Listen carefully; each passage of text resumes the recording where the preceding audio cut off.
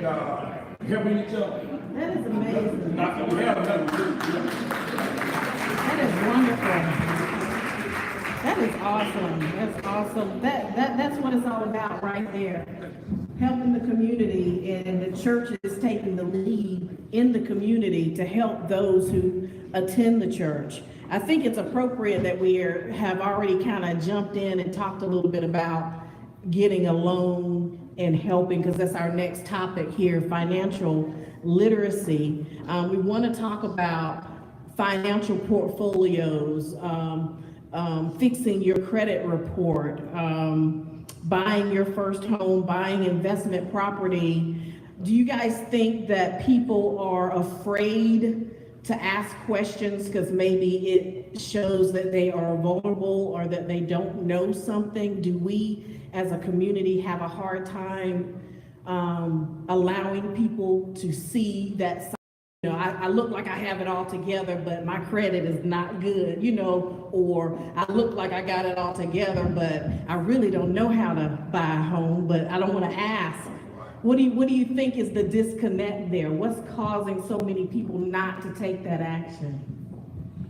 Good afternoon. Todd Morris, Phi Beta Sigma Fraternity Incorporated, Pi Upsilon Sigma Chapter President. I am a data software trainer for Wide Open Media Sales in Hoover, and of course I have an extensive background in marketing advertising.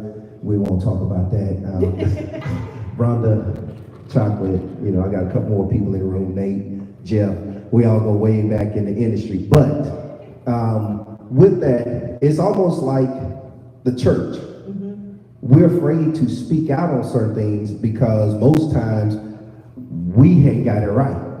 But the people that we see, it look like they done got it right. And I got a couple of pastors here that know that when we come to the church, there's people in the church that are still toe up from the flow up. Right. But we, you know, and don't get me wrong, and I say we because all of us, we don't have it together yet exactly the way that it should be. Some of us are attorneys. You may have some doctors. You got pastors in here, but we all still have our own issues. But what we're afraid of is expressing that and how someone else can help us. But what I've learned in networking is when you go to the table and you speak to someone, you speak about what you do and what you can do and what you have to offer, and then allow them to tell you what they have to offer. And then that way you can start that network there. That's the Pale City coming out of me. I apologize. I can get a little country. But, and yes, I have my hat with me. But the thing about it is when we go out amongst people, we have to, you know, open up and talk about what we have to offer. Don't feel that you're bragging, because this brother right here selling real estate, you never know what opportunities he may have for you. Malaya, D, PC, PLC. The thing about it is, she and I, both from Pale City, Chocolate from Pale City, but I didn't know what she did. Right. She didn't know what I do. We still working to put some things together to collaborate, but we, along with my partner, Paul, my business partner, Paul, we were standing and talking, and with that, you know, we found out, oh, she does this, she does that. And then she's like, oh, well, you all do this and that. Let's see how we can collaborate, rather than coming in and saying, well, here's my problem. Yeah. Here's what I'm going through. My taxes are messed up.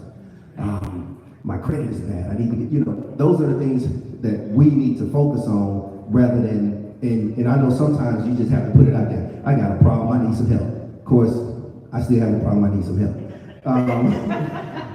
But also, and I can talk, my wife tells me, you know, hey, pass the mic. The last thing I would like to share is that we have to start educating our kids. I have a 10-year-old. We started teaching her now. We started teaching her already. Where, as for me, I have a borderline problem where I didn't get it right with my older kids, but now that they're at a certain point, it's like, okay, let me show you how to do this and that and the other.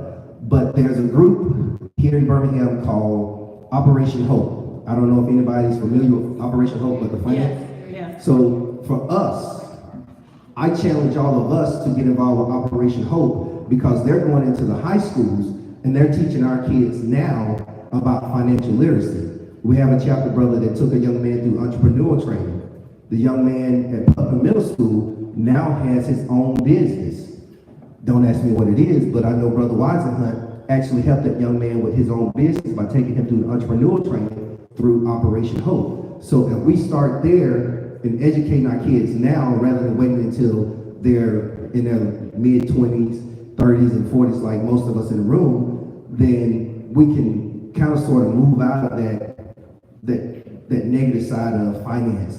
And then when they do step into a room, they can walk with their chest out and don't mind going to the realtor or going to the banker saying, here's what I'm trying to do, here's what I need. Right, I think the important thing that a lot of us need as community leaders, all of us in here are leaders, and I think we need to do a better job of leading by example and showing these younger folks, hey, your credit may be bad now, but it doesn't have to stay that way. It's not the end all be all, you know? So I think if we do a better job of maybe being more transparent, then maybe it'll make the younger people or others